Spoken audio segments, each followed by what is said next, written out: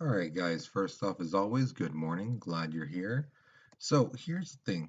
Uh, Today's lesson is going to be about taxes.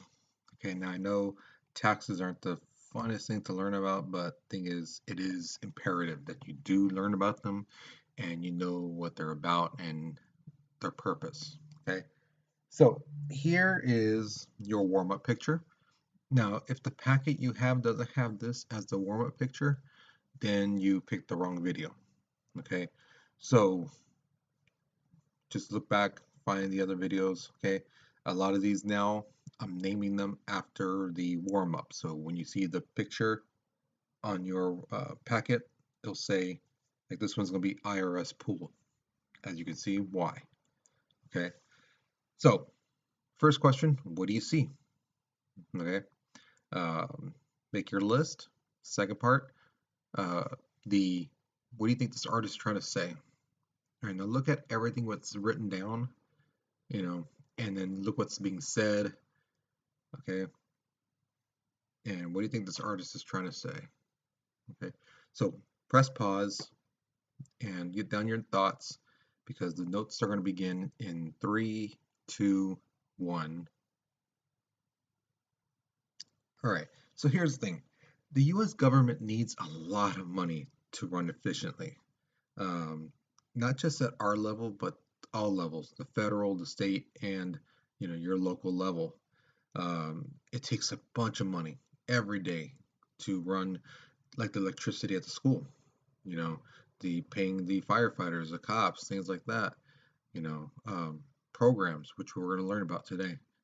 Now, in 2001, this is before September 11th, this is before um, the war in Iraq and all that stuff.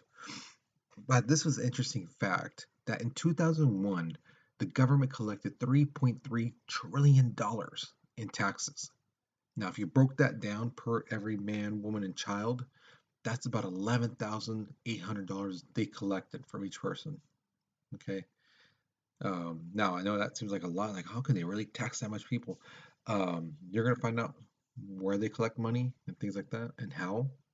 Okay. So that will it'll make more sense. Nowadays, in 2020, this is probably doubled, tripled, maybe even. Okay. Now, taxes are placed on goods and services, as you may know, but taxes uh, they can change things. Now, don't that next line. Don't worry about that. This says that taxes can affect the weather. I haven't changed that. I should have changed it. I was up late when I wrote this. It was like really late, like 1 o'clock in the morning. So I was tired, and I probably wrote that for some reason. Maybe something was on TV or something I heard earlier. So don't pay attention to that. And the reason I left it on there is because it's on your notes. So I'm just waiting for the next batch of notes to come out so I can delete that part. But here's the thing, in 1991, Congress had this thing called the luxury tax because they needed money because they were starting the Gulf War. And what happened was uh, Bush um, Senior, the dad Bush, he was like, you know what? I'm not going to borrow money. I'm going to pay this war through taxes. And they're looking around like, who can we tax? Well, the rich people, because the poor and the middle class, they really have nothing. So they're like, what can we tax these rich people on? And they said expensive items that they buy, expensive cars, private yachts, private airplanes, expensive jewelry. Rappers and all these other people were buying the big gold chains, the big diamond rings, things like that, blinging out. So they said, well, these people they can afford that, then they're living well. So they put an extra tax on it. And the thing is, what happens because those items are inelastic, that you don't really need them. The rich people said, well, I'm not going to buy a yacht then. And so they did it. And so the yacht making industry basically went downward, and the companies had to lay off people, and some of them even went under. And that's where some like rich people basically say, well, if we don't get tax breaks, then this is going to go under. The country's economy is going to go under. No, the country's economy is not going to go under just because we tax rich people. It's because stuff like that, yachts and things like that, it's nothing that everyone can buy. Right? The rest of the world, the country's economy, the world's economy is going to be fine. Okay, it's just stuff like that that's not a necessity or a want that everyone can get a hold of. Those type of things will go under. But your regular stores and stuff like that, no, they'll be fine. Okay. All right. So here's the thing. Taxes are used also to encourage and discourage some type of activities. All right. You're gonna see in a second right now. To get people to like buy homes, what they do is on the taxes, they do this thing where the homeowners can use their interest that they pay on their mortgages as a tax deduction, so they have to pay less taxes, um, or they might get money back, when the tax returns come. So that type of thing encourages people to buy homes because, hey, if I make my mortgage payments, I could use that as a tax deduction. Sweet. Then there's my favorite one, the sin tax. This is when they put a high tax on an item that people in the country feel is bad for you, and basically it's a way to get more money. There's two basic things in this country right now that have this sin tax, and that's liquor and tobacco products. Okay, so things like a pack of cigarettes right now costs like $10, whereas back in the 90s, I remember my uncle buying a carton of smokes for that much. Actually less than that, less than $10. I think it was like $9. Um, so that kind of stuff. And the thing is, because those things are such addiction to people, cigarettes and alcohol and some of that, even if they put just a $1 tax on every one of those items, the country is going to make billions of dollars from that revenue of that tax. There's also things about they want to add things to that now, stuff like uh, extra size soft drinks, sodas, that they want to put a tax on that because again, they're saying the country's obese, things like that. How do we reduce people from eating and consuming too much sweets? Well, let's put a tax on it.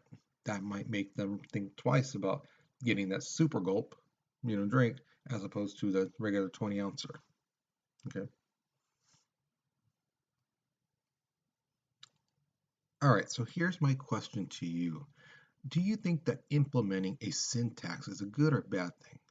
Now remember, the government doesn't keep the money, all right? They spend it on things. So that money that's collected from these sin tax actually go to like education, fixing the roads, um, goes to like different things, different programs.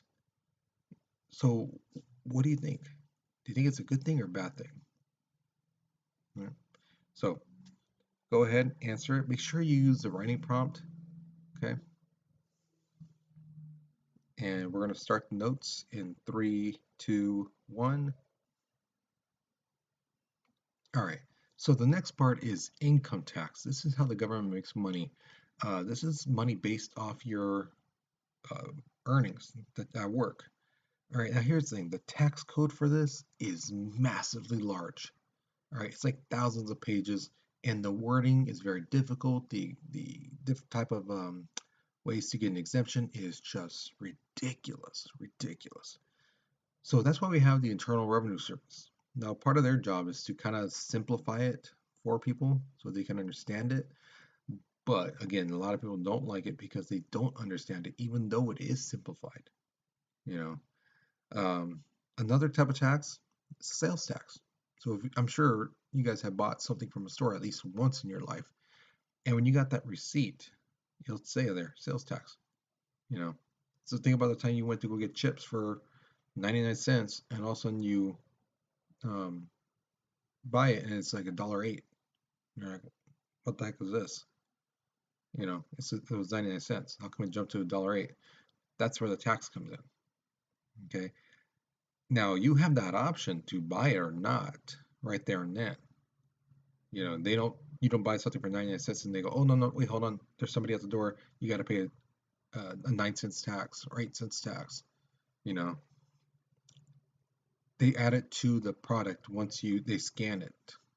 And then right there, you're like, okay, do you want it or not? based off that price. A lot of us take it. Some people don't, just right out of their range, things like that. So the thing is, they don't tax everything. Some goods like food and childcare and medicine, so that stuff is not taxed.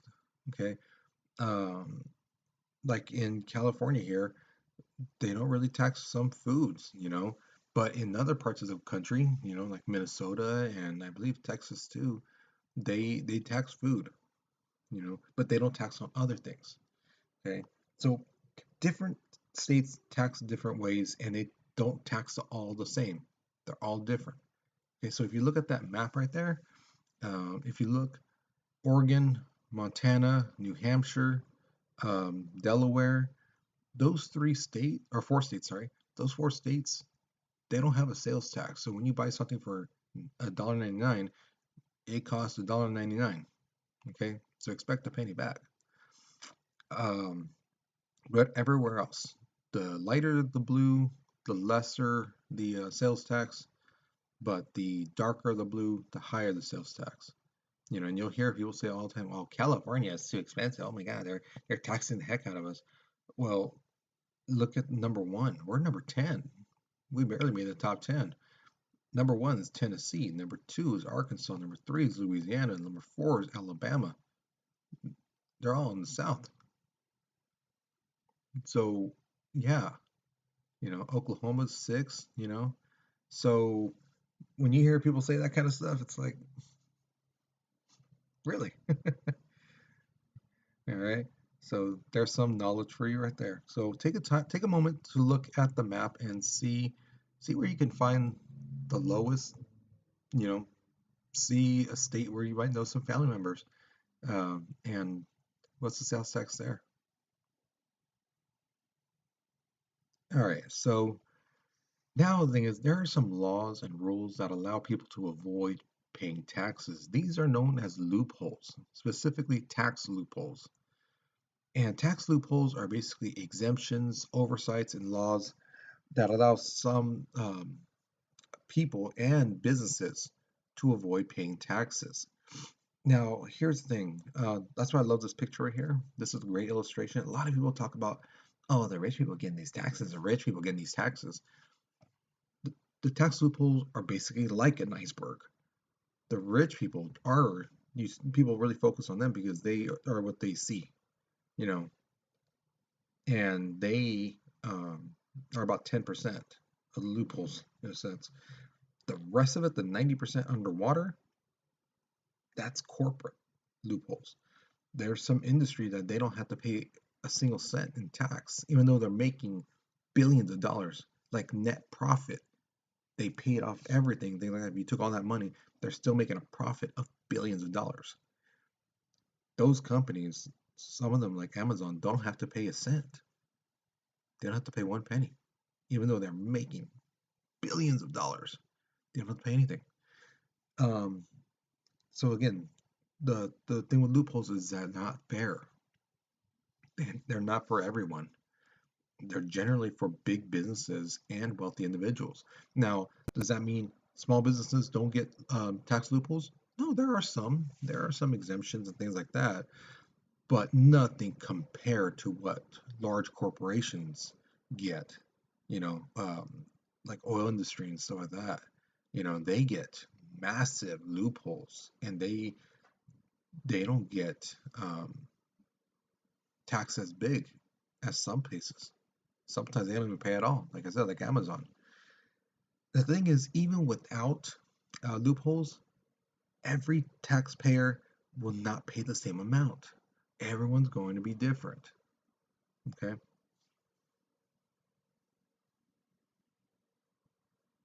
All right. So here's my final question for you. How do you think people should be taxed? Should it be a flat percentage rate for everyone? 25% across the board? Do you think the more you make, the more you should be taxed? Kind of like a staircase. Down here, you make this little, you only have to pay this much, but as you go up, as your income goes up, you should pay more.